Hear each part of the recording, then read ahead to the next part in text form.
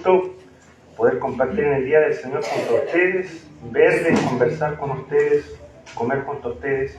Y ahora vamos a servirnos de la palabra del Señor, el pan de vida, el pan que Cristo nos ha dejado su palabra para poder nosotros nutrirnos. Quisiera también saludar a los hermanos que pueden estarnos viendo por las redes sociales. Sé que hay muchos hermanos de otros lugares que nos ven. El Señor les bendiga. De Concepción también hay una hermana que nos sigue. Que el Señor les bendiga grandemente. Vamos a orar antes de comenzar. Padre Celestial, gracias le damos por su gran benevolencia, su misericordia para con nosotros, en que siendo aún pecadores, usted murió por nosotros. Señor, en esta ocasión vamos a dirigirnos ante usted a través de esta oración para rogar que usted nos ayude en este momento, porque su palabra va a ser expuesta. Necesito de su ayuda, Señor, necesito de su gracia, de la capacitación del Espíritu Santo, para que su palabra sea fielmente predicada y su cuerpo, todos nosotros, podamos ser edificados, Señor. Le ruego todo esto, que los niños puedan también permanecer en silencio. Ayúdelo, Señor, a los adultos para que sus corazones y sus mentes, y los niños ya que pueden entender también, todos juntos podamos, Señor, sacar provecho de su palabra. Gracias, Señor, por todo. Se lo pedimos y rogamos en el nombre de Cristo nuestro Salvador. Amén. Hermanos, les voy a pedir que se me pueden acompañar a Daniel. Vamos al libro de Daniel, capítulo 5. Vamos a tomar otra vez la máquina del tiempo y vamos a retroceder al siglo VI antes de Cristo. O como bien dice un autor, hacia Cristo también, se podría decir. Daniel, capítulo 5, en específico el verso 25 al 28. Vamos a tomar ese texto porque es el clímax de nuestro capítulo. Daniel 5, del 25 al 28. Si lo han encontrado, me dicen amén. Estamos listos para que todos leamos. ¿Daniel 5, hermano? Sí, 5, del 25 al 28.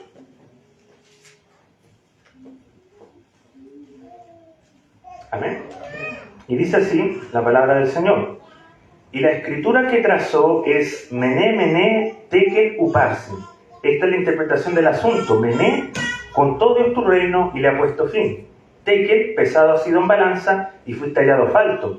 Peres, tu reino ha sido roto y dado a los medos y a los persas. Amén. Hermanos, hemos estado siguiendo, como algunos saben, para los que hoy nos visitan, hemos estado haciendo una serie de sermones en el libro de Daniel, y hoy vamos a dividir nuestro texto, en especial el capítulo 5, en 4 escenarios. ¿Ya? El escenario 1 va a ser la borrachera del rey en su palacio y la escritura en la pared, que va del verso 1 al 6. El escenario 2, el rey busca una interpretación a la escritura del verso 7 al 12. El escenario 3, más tarde Daniel se presenta ante el rey del 13 al 29. Y el último escenario, el cuarto, esa misma noche Dios cumple la escritura en la pared, del 30 al 31. Bien, hermanos, es necesario al llegar a este capítulo. Gracias, amigo. Muchas gracias. Es necesario, al llegar a este capítulo, que hagamos un poquito de historia para contextualizar nuestro pasaje. Hemos visto cómo el pueblo de Judá fue llevado cautivo ya por el rey Nabucodonosor, que según la profecía de Jeremías, ellos van a estar ahí 70 años cautivos. ¿Ya? Este castigo del Señor, ustedes recordarán que fue por los muchos pecados del pueblo y de sus reyes, y el templo de Jerusalén, la ciudad de Jerusalén, sus muros, todo fue destruido y puesto bajo el fuego. ¿Ya? Pero antes de eso, los babilonios sacaron del templo de Jerusalén los utensilios. Entre ellos estaban los vasos de plata y de oro, como lo vimos en el capítulo 1. Pero también hemos visto, hermanos, que aún en medio de la calamidad, del desastre nacional que vivió Israel, el Dios soberano guardó a su pueblo, siguió con ellos junto a Babilonia. No los dejó ahí, no quedó en Israel el Señor y el pueblo se fue a la cautividad. El Señor siempre está con su pueblo. Y se reserva también un remanente fiel. En este caso, el joven Daniel y también a sus amigos. ¿Recordarán los primeros capítulos? Daniel fue elegido y capacitado por Dios para ser su portavoz ante los reyes paganos. Él iba a descifrar los sueños, los misterios, los enigmas que otros no pudieron hacer. En el sermón pasado de Daniel 4, también estuvimos viendo cómo el rey Nabucodonosor experimenta de primera mano lo que es el castigo del Señor por su orgullo y altivez. ¿Ya? Este poderoso monarca, él creía que por la fuerza de su brazo, por su inteligencia, él había construido un gran imperio, la Babilonia de Nabucodonosor. Él se jactaba de eso. Pero el Dios de Daniel, cuyas maravillas él también había visto de primera mano, recordemos el horno de fuego, cómo él vio que el Señor protegió a los 3 jóvenes, y aún así el rey no lo honró al Señor como debía. Nabucodonosor entonces cae en la locura, pierde la razón y es echado de entre los hombres y rebajado a una bestia del campo, pero al cabo de un tiempo él clama al cielo, su razón le es devuelta y recupera su humanidad y sensatez y puede decir abiertamente estas palabras: el Altísimo tiene el dominio en el reino de los hombres y lo da a quien él quiere. Y también dice: ahora yo, Nabucodonosor, alabo, engrandezco y glorifico al Rey del cielo, porque todas sus obras son verdaderas y sus caminos justos, y él puede humillar a los que andan con soberbia. Nabucodonosor había aprendido la lección. Él era un rey muy malvado, muy tiránico, pero él, a través de la mano de la justicia del Señor sobre él, aprendió la lección. Según registros históricos, Nabucodonosor muere en Babilonia en el año 562, y luego de su muerte se producen una serie de acontecimientos, problemas políticos en el interior, luchas de poder, asesinatos y reinos fracasados y cortos. Ya nunca más Babilonia iba a tener un rey tan vistoso, tan poderoso como Nabucodonosor II. A su muerte le sucede Evil-Merodach, que era uno de sus hijos, y este rey libera a Joaquín de Judá de la prisión, como nos relata Segunda de Reyes 25, ¿ya? Y lo pone en lugares de honor. Pero sin embargo este rey dura poco tiempo, 2 a 3 años aproximadamente, ya que es asesinado por su cuñado, varias familias que tenían, por su cuñado Nebuzaradán, ya que también es nombrado este rey en Jeremías capítulo 39-13. Este toma el reinado en sus manos, pero también dura corto tiempo, dura 4 años en el poder, y le sucede luego su hijo, que no alcanza a gobernar nada tampoco, solamente dura unos 3 meses. Este también es asesinado, y en su lugar queda a cargo Nabónido. Este fue el último rey de Babilonia, pero este Nabónido es el padre de Belsasar, el Belsasar de nuestro texto de Daniel 5. ¿Ya? Este Nabónido deja a Belsasar como rey en Babilonia, por mientras que él se va a otra provincia a supervisar la construcción de templos de sus dioses. Entonces, este Belsasar no fue rey absoluto, sino que fue corregente con su padre, ¿sí? Este Belsasar fue el que vivió de primera mano el asedio de los persas y los medos. Y cuando se nos dice también, hermanos, que Belsasar cuando se le dice a Nabucodonosor que es padre de Belsasar, no lo tomemos literalmente, porque sabemos por las fuentes, o varias de ellas, que Nabucodonosor era su abuelo, ¿ya? Por eso que se dice padre. En la antigüedad no se conocían abuelo o tatarabuelo o bisabuelo, no. Se decía directamente como padre, el antecesor o el ancestro. Bien, teniendo en cuenta esto, hermanos, un pequeño cuadro de la situación política, parece que el autor de este texto, que es Daniel, lo hace a propósito, que coloca el capítulo 4 y inmediatamente coloca el capítulo 5, ya para contrastar a ambos personajes, a Belsasar y a Nabucodonosor, y la forma en que ambos respondieron. ¿Ya? Uno respondió humillándose, ¿cierto?, ante el Señor, pero otro no lo hizo. Este joven Belsasar se mostró arrogante y también borracho, y va a seguir el mismo camino de su abuelo, como les digo, pero no se humilla.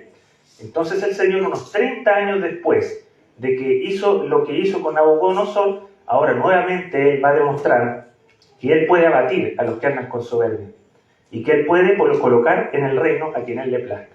Nuestro Señor es soberano, no los reyes de la tierra, y eso tenía que quedar claro. Así que un día 11 de octubre del año 539 es donde ocurren nuestros hechos que vamos a relatar a continuación.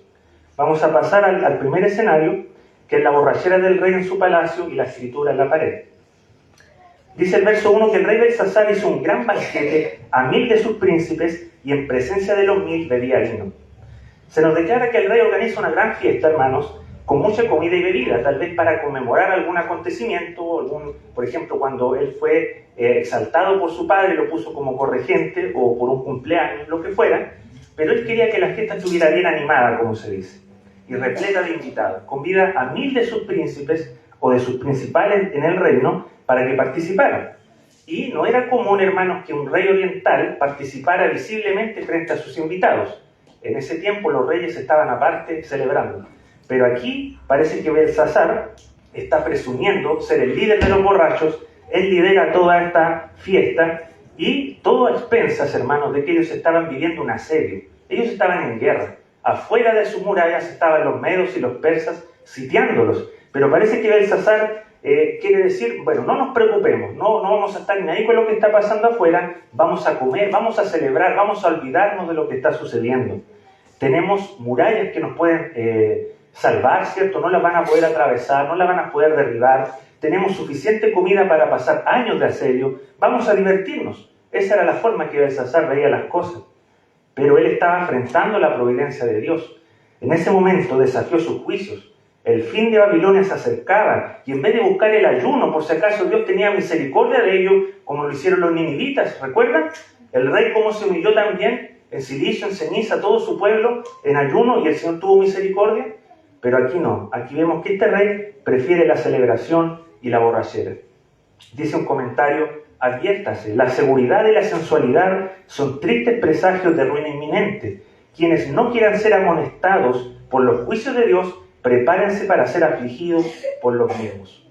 Aquellos que no dan oído a las advertencias de Dios, que no hacen nada, van a prepararse entonces para recibir las consecuencias de ese juicio. El verso 2 dice, Belsasar con el gusto del vino mandó que trajesen los vasos de oro y de plata que Nabucodonosor su padre había traído del templo de Jerusalén, para que bebiesen en ellos el rey y sus grandes, sus mujeres y sus concubinas. Dice con el gusto del vino. En otras palabras, él estaba totalmente ebrio y fuera de sí. Estaba nublado su juicio. Y hermanos, ¿cuántas personas han destruido sus vidas por el vicio del alcohol, de la bebida? Ellos pretenden huir de los problemas, de las tristezas, y dicen, bebiendo un poco me voy a olvidar de esa situación. Y no se dan cuenta que se van a hacer más miserables y más esclavos. Si bien no es pecado beber vino, beber alcohol, mientras esta no nos lleve a la embriaguez, las Escrituras también nos dejan ver lo perjudicial que es para el hombre o la mujer que no tiene dominio propio. Proverbios 21 dice, el vino es escarnecedor, la bebida fuerte alborotadora, y cualquiera que con ellos se embriaga no es sabio. Y en el Nuevo Testamento tenemos un pasaje en donde el apóstol Pablo en Efesios 5:18 nos aconseja, y no os embriaguéis con vino, en lo cual hay disolución, sino sed llenos del Espíritu. Pero bien, Belsasar aquí, lleno del vino, se le ocurre un blasfemo plan, que era que trajesen los vasos y de utensilios de oro y de plata del templo de Dios, para poder beber en ellos. En Daniel 1:2 vemos que el Señor, dice, entregó en sus manos a Joacim, rey de Judá, y parte de los utensilios de la casa de Dios, y los trajo a tierra de Sinar, a Babilonia, a la casa de su Dios, y colocó los utensilios en la casa del tesoro de su Dios. Eso fue lo que hizo Nabucodonosor. En ese tiempo, el reclamar este botín y traerlo al templo de Marduk era como decir, nosotros, los babilonios y nuestros dioses han prevalecido contra el Dios de Israel. Era como decir, nosotros somos superiores en todo sentido. Era un acto de atrevimiento. Pero ahora Belsasar quería utilizarlos para la bebida común, para la borrachera. Y eso significaba un total desprecio por el Dios de Israel. Hermanos, ni siquiera los reyes paganos hacían eso con los tesoros de las otras naciones conquistadas, pero Belsasar ahora lo hace. Esos utensilios que habían sido apartados para un uso santo en el templo, ahora estaban siendo objeto de burla y escarnio por el rey y sus súbditos. Esto es una blasfemia que Dios no iba a pasar por alto. Dice el verso 3 y el 4 que fueron traídos los vasos que habían traído del templo de la casa de Dios, que estaba en Jerusalén, y bebieron en ellos el rey y sus príncipes, sus mujeres y sus concubinas. Bebieron vino y alabaron a los dioses de oro y de plata, de bronce, de hierro, de madera y de piedra. Nadie, hermanos, estaba en su sano juicio en ese momento. Nadie le dijo, Belsasar, pero ¿cómo se te ocurre hacer esto que estás mandando? Es un sacrilegio. Pero nadie lo dijo. Probablemente todos estaban bajo la influencia del vino. Los historiadores Heródoto y Genofonte nos cuentan que los guardas y vigilantes de la ciudad se encontraban todos borrachos al momento de que la ciudad fue tomada. Es así, hermanos, que rápidamente traen los vasos y empiezan a beber, pero sumado a este pecado de blasfemia, de sacrilegio, se suma el de idolatría. Leemos que él comenzó junto a todos sus invitados a alabar a falsos dioses de diferentes tipos de materiales que no ven ni oyen, pero que el rey les mandó a ser adorados. ¿Recuerdan, hermanos, el pasaje donde Usa, este israelita, trata de evitar que el arca del pacto caiga al suelo, ¿cierto? ¿Qué pasó con Usa? Murió al instante. ¿Qué va a pasar ahora con este grupo numeroso de paganos gentiles que están profanando los vasos sagrados de Dios y que están adorando a dioses sin vida, embriagados a más no poder?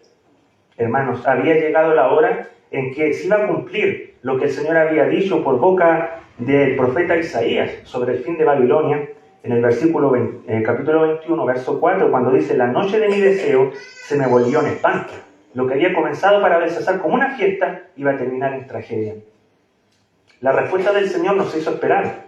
Vamos a leer que en el verso 5 y 6 dice: en aquella misma hora aparecieron los dedos de una mano de hombre que escribía delante del candelero sobre el encalado de la pared del palacio real, y el rey veía la mano que escribía. Entonces el rey palideció y sus pensamientos lo turbaron y se debilitaron sus lomos y sus rodillas daban la una con la otra. Hermano, de la nada se dice que aparece una mano como de hombre, ya cuyos dedos comienzan a escribir un enigmático pasaje. Imagínense este lado derecho aquí de la pared. En esos tiempos, en los antiguos palacios, los reyes mandaban a grabar, a hacer murales donde mostraban las victorias del imperio. ¿Ya? Pero en este momento Dios intencionalmente escribe en este mismo lugar donde estaban sus victorias, sus hazañas, escribe el fin del imperio. ¿Ya? Esto ocasiona que el rey se conmocione. Todo el orgullo y la valentía que había dado el vino ahora se pierden al ver esta visión que es sobrenatural, y dice que empezó a perder, ¿cierto? Todo lo turbó, ¿cierto? La visión, palideció y se debilitaron sus lomos. Comenzó a tiritar, hermanos, como un reloj despertador. Comenzó a palidecer su rostro, se puso blanco, ¿cierto? Y literalmente dice que se debilitaron sus lomos. Algunos interpretan esto como que estaba tan aterrorizado que le ensució sus pantalones. Hermanos, ¿qué humillación fue esta para este rey fanfarrón? Y no fue en privado, fue en público, en presencia de sus príncipes y de sus mujeres. Él estaba ebrio, aterrado y posiblemente sucio. Esto es una clara muestra y una triste descripción de lo que el pecado puede hacer con un hombre, por más poderoso que sea. Esto vamos a pasar ahora al escenario 2, en donde este rey busca la interpretación de la Escritura. Dice que el rey gritó en alta voz que hiciesen venir los magos, caldeos y adivinos, y dijo al rey a los sabios de Babilonia: cualquiera que lea esta escritura y me muestre su interpretación será vestido de púrpura, y un collar de oro llevará en su cuello, y será el tercer señor en el reino. Esta provocación de Belsasar, como les digo, hacia el Dios de Israel tuvo rápida respuesta, pero no pudo ser conocida inmediatamente por el rey y por sus sabios, como vamos a leer. ¿Por qué esto es un misterio? No lo sabemos, no hay unanimidad en los comentaristas, en los estudiosos de por qué no se pudo leer, pero algo sí sabemos: que la providencia de Dios no permitió que eso sucediera hasta que viniera Daniel. Hermanos, Belsasar manda llamar a los encantadores y les ofrece 3 regalitos de consuelo. ¿Ya? Vestirlos de púrpura y ponerle un collar de oro. ¿Qué significa esto? Iba a elevar a esa persona a la realeza babilónica. Y lo iba a nombrar tercer señor en el reino, que era un gran puesto político. Nabónido era el primero, Belsasar el segundo, y el que iba a interpretar iba a ser el tercero. Pero el verso 8 y 9 dice que fueron introducidos todos los sabios del rey, pero no pudieron leer esta escritura ni mostrar al rey su interpretación. Entonces el rey Belsasar se turbó sobremanera y palideció, y sus príncipes estaban perplejos. No es sorpresa lo que estamos leyendo aquí. Ya esto ya había ocurrido en capítulos anteriores. Recordaremos en el capítulo 2 que el primer sueño de Nabucodonosor, de la gran estatua, ¿cierto? Ninguno de sus sabios, ninguno de sus caldeos pudo adivinarlo, interpretarlo. Solo Daniel pudo hacerlo, ya que, ¿qué cosa? Dios lo estaba capacitando a Daniel. Ya no era cualquiera. Dios le estaba dando la sabiduría para hacerlo. Él era un hombre íntegro, era un hombre sabio, como vimos en el estudio, y Dios lo estaba honrando también a su siervo. Lo mismo ocurre en el capítulo 4, con el sueño de la humillación y la locura del rey Nabucodonosor. Ninguno puede leerlo salvo Daniel. Tenemos entonces, hermanos, aquí al mismo grupo de incompetentes consejeros nuevamente presentándose ante el rey y fracasando en dar la interpretación. Belsasar se turba aún más porque dice: wow, ni yo puedo leerlo, ni ahora ni todos mis caldeos, los que se supone que son los astrólogos, los magos, hechiceros más capaces de mi reino, no pueden leerlo tampoco. ¿Qué voy a hacer? Él a lo mejor sentía por su conciencia culpable que era algo malo que estaba sucediendo, pero no tenía idea de lo que era. Pero parecía haber una salida al problema. leemos que en el versículo 10, la reina, por las palabras del rey y de sus príncipes, entró a la sala del banquete y dijo: Rey, vive para siempre, no te turben tus pensamientos, ni palidezca tu rostro.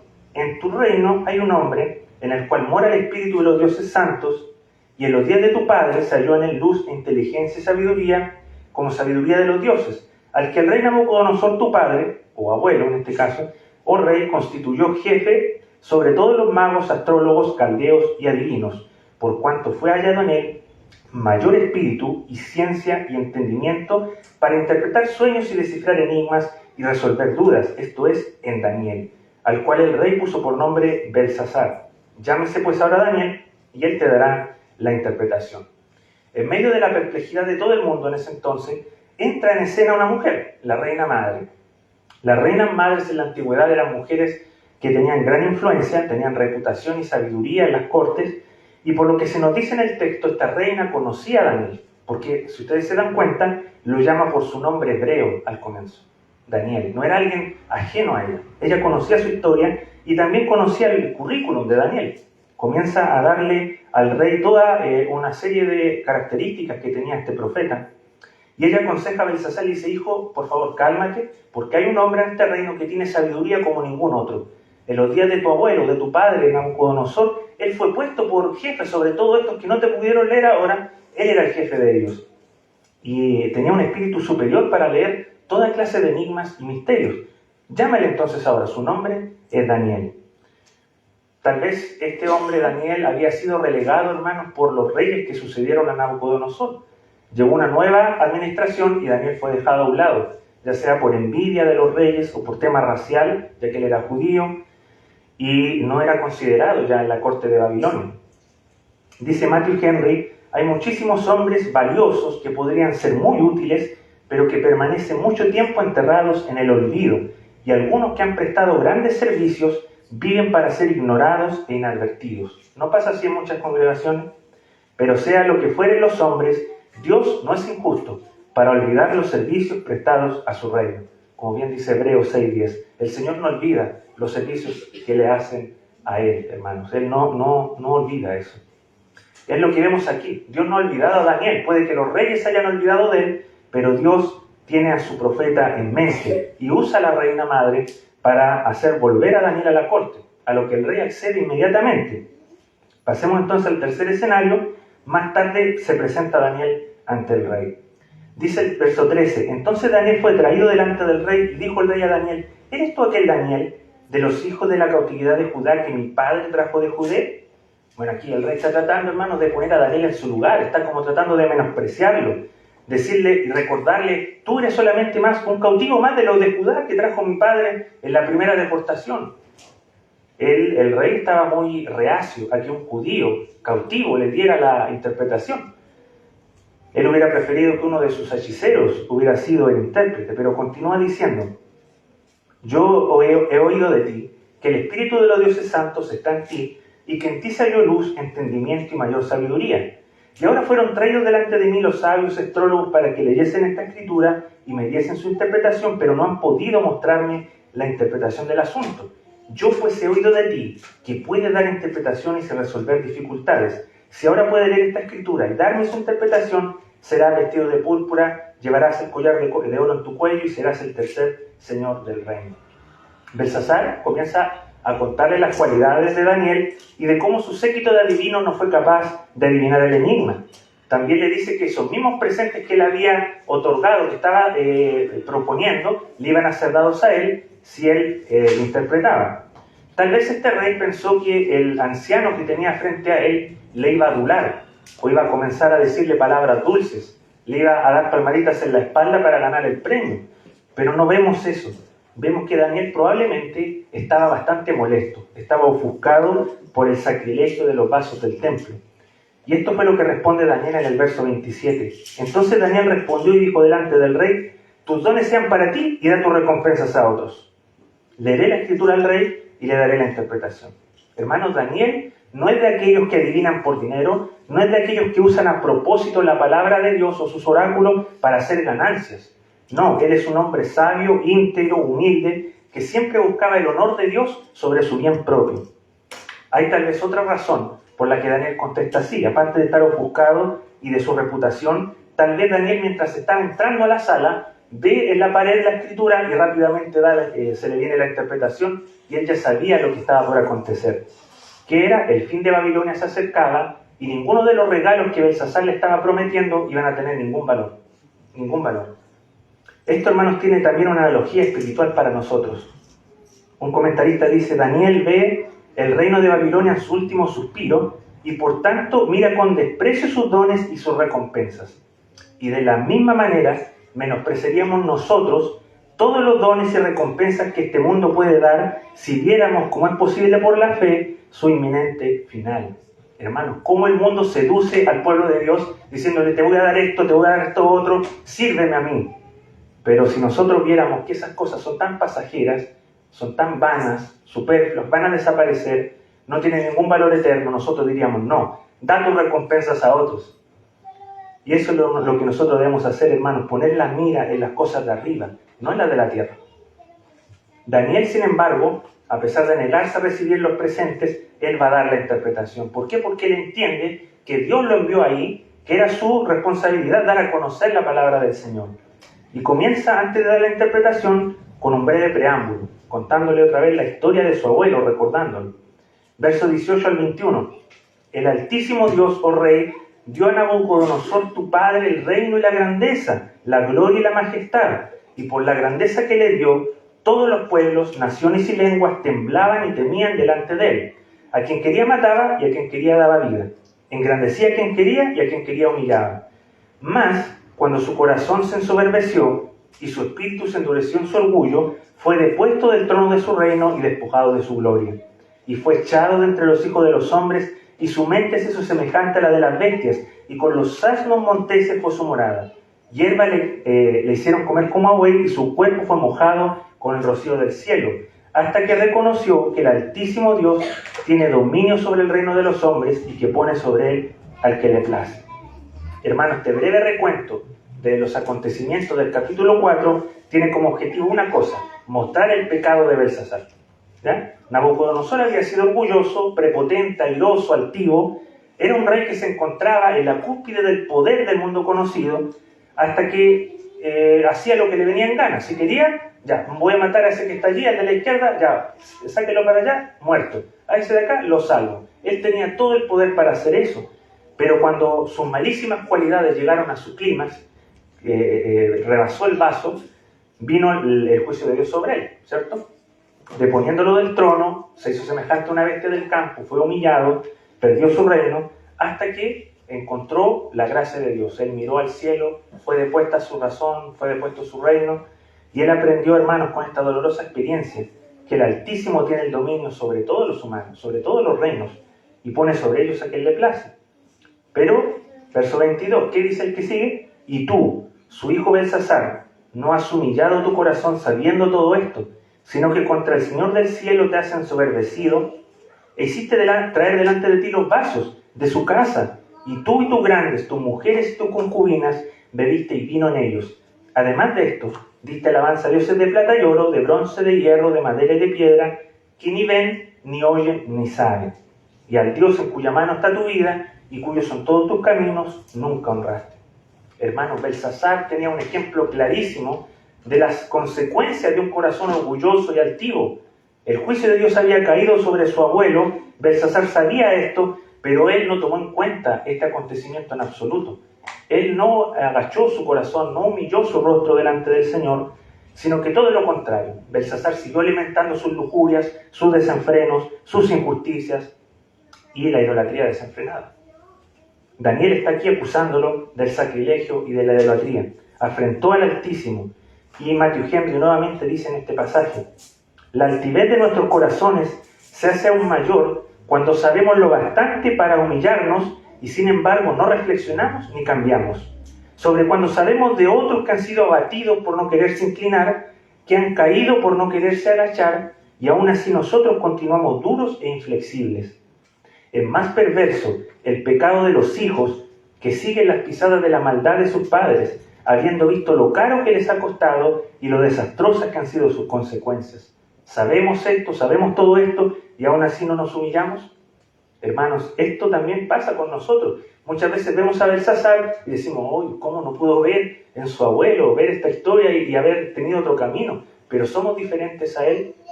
Muchas veces nosotros tenemos historias y anécdotas, vivencias, por ejemplo, con nuestros padres, abuelos, que siguieron el camino de maldad, de pecado, y han tenido tristes, dolorosas consecuencias. Y luego nosotros hacemos lo mismo. Que el Señor nos libre de poder caer en esa cadena interminable de pecado y podamos nosotros humillarnos ante el Señor, conocer las historias bíblicas en la Escritura. Tenemos muchos casos de hombres, de historias que fallaron al Señor y que nosotros también debemos conocer para no fallar en ese sentido. ¿Ya? La Biblia dice muchas cosas que debemos hacer, pero también otras que debemos evitar. Debemos conocer la Escritura para poder evitar eso, hermanos. No hacer lo que al Señor le ofende, le desagrada. Entonces Belsasar, con todo este conocimiento, no hizo nada al respecto, nunca honró a Dios en lo más mínimo, sino que lo afrentó. Y esto ocasionó lo que viene a continuación. 24. Entonces de su presencia fue enviada la mano que trazó esta escritura, y la escritura que trazó es Mené, Mené, Tekel, Uparsin. Esta es la interpretación del asunto. Mené, con todo tu reino, y le ha puesto fin. Tekel, pesado ha sido en balanza, y fui tallado falto. Pérez, tu reino ha sido roto, y dado a los medos y a los persas. Entonces mandó Belsasar a vestir a Daniel de púrpura, y poner en su cuello un collar de oro, y proclamar que él era el tercer señor del reino. Daniel lee lo escrito en la pared y rápidamente da la explicación. Lo que está escrito, hermanos, aquí es un juego de palabras relacionado con medidas de peso, ¿ya? En manera general él está diciendo, habiendo sido contado, habiendo sido pesado y habiendo sido dividido. Repite 2 veces Mené, Mené, porque es algo importante. Mené y Tekel son dirigidas en el singular a Belsasar, y Uparsin o Pérez son dirigidas en plural al reino de Babilonia. Lo que quiere decir Mené es, Belsasar, con todo es tu reino y le ha puesto fin, tus días están contados. Y se lo dijo 2 veces para repetir solemnemente. Tekel, pesadas fueron las acciones y la vida de Belsasar, y fue encontrado muy ligero ante los requerimientos de la justicia y la ley de Dios. Pongan aquí una balanza, aquí estaba la justicia, la ley de Dios, y aquí estaba la justicia de Belsasar. ¡Fum! Así. Era tan ligera la justicia de Belsasar que ni siquiera tenía ningún peso. Todo el peso de la ira de Dios, de la justicia de Dios que demandaba, estaban cayendo sobre él. Y Uparsin o Pérez, tu reino ha sido roto, despedazado y dado por regalo a los que están sitiando tu ciudad. Esto es a los medos y a los persas. Tal cual, hermanos, como Daniel había profetizado de la estatua de los metales. ¿Cuál era el metal que seguía a la cabeza de oro? Era el pecho y los brazos de plata, que simbolizaba a los medos y persas. Dios estaba, hermanos, cumpliendo su palabra y llevando a cabo paso a paso todos los hilos, uniéndolos en la historia de la redención. Pensaríamos entonces que Belsasar se iba a enojar con este anciano porque le dijo que iba a venir su fin. Pero no, mantiene su palabra y a la fuerza a lo mejor hace que vistan a Daniel y recompensen al profeta. Pero más tarde pasamos al cuarto y último escenario. Esa noche misma Dios cumple lo que escribió en la pared. Dice el verso 30 y 31 que en la misma noche fue muerto Belsasar, rey de los caldeos, y Darío de Media tomó el reino, siendo de 62 años. Hermanos, fuentes históricas nos relatan que esa noche el ejército de los medos y de los persas había empezado a desviar el curso del río Éufrates, ya que daba hacia adentro de la ciudad. Ellos desvían el curso y ellos pasan por debajo de las murallas, y este grupo de soldados se dirigen rápidamente al palacio real, donde matan a Belsasar esa noche. El nombre Belsasar significa Marduk protege al rey. Pues bien, ni siquiera el más grande de los dioses babilónicos pudo proteger a Belsasar de la ira del Dios soberano de Israel. La identidad de Darío de Media es incierta en la historia. Se dice que es más un título que un nombre personal, pero probablemente era el rey Ciro. ¿Ya? Era parte medo y persa, y probablemente el título Darío el Medo era para tocar ese lado medo que tenía Ciro, aparte de persa. Entonces es así como Ciro el Grande cumple sin saberlo la profecía de Isaías que pronosticaba la caída de Babilonia. En el capítulo 13 dice: he aquí que yo despierto contra ellos a los medos, que no se ocuparán de la plata ni codiciarán el oro. Y Babilonia, hermosura de reinos y ornamento de la grandeza de los caldeos, será como Sodoma y Gomorra a las que trastornó Dios. Nunca más será habitada, ni se morará en ella de generación en generación, ni levantará allí tienda el árabe, ni pastores tendrán allí majada. Y hermanos, así fue. El reino de Babilonia no fue destruido inmediatamente, pero siglos pasaron y luego su ciudad fue arrasada. Hoy solamente quedan algunos llagos arqueológicos, pero nadie vive ahí. Es estéril, es desierto, y los animales salvajes viven ahí, como lo había profetizado el Señor. Vemos que su palabra se cumple perfectamente, al pie de la letra. De esta forma, como les decía, hermanos, el Señor fue moviendo los hilos de la historia de la redención, paso a paso, ya que el ascenso de los persas y los medos, ¿qué significó? Que se promulgara un edicto donde los judíos podían volver a su tierra, ¿cierto? Ciro lo hizo. Ellos podían volver a Jerusalén, reconstruir las murallas, reconstruir la ciudad y sobre todo reconstruir el templo. Era necesario, hermanos, que existiera un Israel étnico para que viniera un Cristo. El Cristo que nos salvó, era necesario que viniera de Israel. Era necesario porque Dios le había prometido a Abraham que tu simiente serán benditas todas las familias de la tierra. Cuando llegó, hermanos, la plenitud de los tiempos, Dios envió a Jesús a Belén de Judea, una región de Israel, donde vemos también el cumplimiento del capítulo 2 de Daniel, donde esta piedra, no cortada por mano humana, llega, despedaza todos los imperios del mundo y se forma un monte que llena toda la tierra. Hermanos, había llegado esa piedra, Cristo el Señor, que cantábamos hace poco. Eres tú la piedra, la roca de nuestra salvación. Esa piedra había llegado. Jesús, hermanos, adquirió el reino de Dios por nosotros al morir por todos nuestros pecados, al resucitar al tercer día y ascender a los cielos. Y antes le dio las instrucciones a sus discípulos y a nosotros también, que vayan por el mundo y hagan discípulos en todas las naciones. Que su reino se extendiera a todos los confines de la tierra. Hermanos, ese Hijo de Hombre está ahora sentado a la diestra del poder de Dios y volverá por segunda vez para reinar junto a sus escogidos en los cielos nuevos y la nueva tierra. Hermanos, dice la palabra que es necesario que Él gobierne hasta que haya puesto a todos sus enemigos por estrado de sus pies. Apocalipsis 11:15 dice: los reinos de este mundo vendrán a ser de nuestro Señor y de su Cristo. Vemos que el reino de Belsasar no tuvo gran relevancia. El reino de Babilonia duró unos cientos de años, terminó. Vinieron los persas, terminaron. Vinieron los griegos, terminaron. Vinieron los romanos, terminaron. Pero el reino de Cristo, que vino en la época de los romanos, sigue y seguirá y eternamente seguirá siendo un reino eterno, hermanos. Es algo que es glorioso. Y a través de todo este capítulo, a lo largo de todo el libro de Daniel, el autor nos quiere recordar que nosotros servimos a un Dios soberano, a un Dios que está con nosotros, que no nos ha abandonado y que llevará a cabo lo que Él ha prometido. Puede que su pueblo esté sufriendo por gobiernos tiránicos, por malas administraciones, pero eso debe ser algo que, hermanos, que llena nuestros corazones, nuestras mentes de felicidad, de confianza, al saber que nuestro Dios gobierna, que ningún rey está mandando sobre nosotros eternamente, solamente Cristo, hermano. Cristo nuestro Rey, nuestro Salvador, aquel que gobierna. El hermano Daniel decía: ¿es Cristo tu Señor? ¿Es tu Rey, tu soberano, a quien sirves? Belsasar pensó que tendría muchos años más de vida.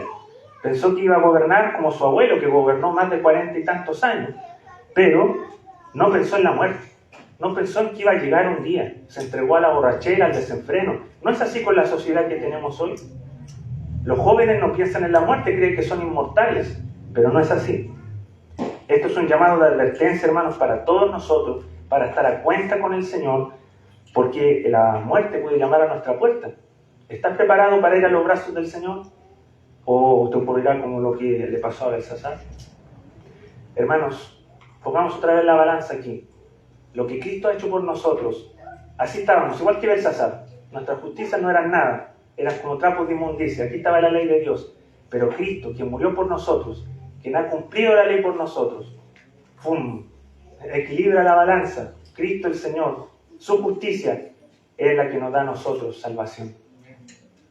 Si no eres creyente aún, el llamado, hermanos y amigos que nos escuchan también por redes o aquí, es que te arrepientas de tus pecados, que creas en el Evangelio de Jesucristo y formes parte de este séquito de servidores del Rey de Reyes y Señor de Señores. No estamos sirviendo a un rey pasajero y terrenal. Te pregunto, ¿eres parte del reino eterno de Jesucristo? ¿Eres parte de ese reino? Porque si lo eres, un día vas a disfrutar Vas a disfrutar de ese reino que Él prometió. Y Él, como hemos visto, es fiel en cumplir su palabra. Pero si no lo eres, te ocurrirá lo mismo que Belsasar. El día menos pensado vas a formar parte de ese grupo que sufrirá pena de eterna perdición, excluido de la presencia del Señor y de la gloria de su poder. Que el Señor tenga misericordia, hermanos, de todos nosotros, porque, hermanos, es terrible eso, terrible. Yo te animo a que te aferres a la cruz de Cristo, que veas al Salvador por la fe y no te desueltes nunca de su gracia, de su misericordia. Sigue rogando al Señor, sigue humillándote ante Él. No hagas como los altivos, los orgullosos, que miran sus propias obras, su justicia, no. Humíllate siempre ante el Señor. Aunque ya eres creyente, sigue yendo al trono de la gracia para encontrar gracia y oportuno socorro. Amén, hermanos, que el Señor sea bendecido. Vamos a orar. Padre eterno, gracias te damos por tu palabra santa, porque usted todas las veces, todos los días, nos bendice de múltiples maneras y hoy en el día del Señor nos bendice con su comunión. Usted está presente aquí, Señor, con nosotros, aún sin merecerlo, sin tener, Señor, ningún motivo para que usted nos viera, para que nos salvara. Usted nos vio y tuvo misericordia de nosotros. Gracias, Señor, por llamarnos un día y hacernos partícipes de este reino eterno que usted ya inauguró en su primera venida. Gracias, Señor, por salvarnos derramando su preciosa sangre por nosotros, pecadores, acérrimos pecadores que estábamos destituidos de su gloria, y usted, Señor, nos ha acercado hoy, nos ha librado de su propia ira. Gracias, Señor, por ello. Gracias por su palabra que nos ha hablado hoy. Ayúdenos, Señor, para no ser orgullosos, para no ser altivos, prepotentes, sino que sigamos el camino de la humildad, Señor, el arrepentimiento, de la confesión, que podamos, Señor, nosotros descansar en su soberanía, que ya sea las pruebas que estemos pasando, los momentos de crisis, de tristeza que podamos vivir, Señor, usted nos ayude para recordar siempre que usted está con nosotros. Su pueblo Israel estuvo pasando muchas penurias, muchos sufrimientos en el exilio, pero usted estaba con ellos ahí, en medio de Babilonia. Nosotros hoy nos encontramos también en medio de Babilonia, Señor. Nos encontramos en medio de este mundo ruin y despreciable que intenta, Señor, apartarnos de tu camino. Señor, te rogamos que usted nos ayude, que usted, Señor, nos anime, que usted nos sustente por su Espíritu y que nos ayude, Señor, para vivir vidas santas y que le agradan. Gracias, Señor, porque un día usted vendrá y destruirá a la Babilonia espiritual eternamente y vendrá a inaugurar esos cielos nuevos y tierra nueva que estamos esperando.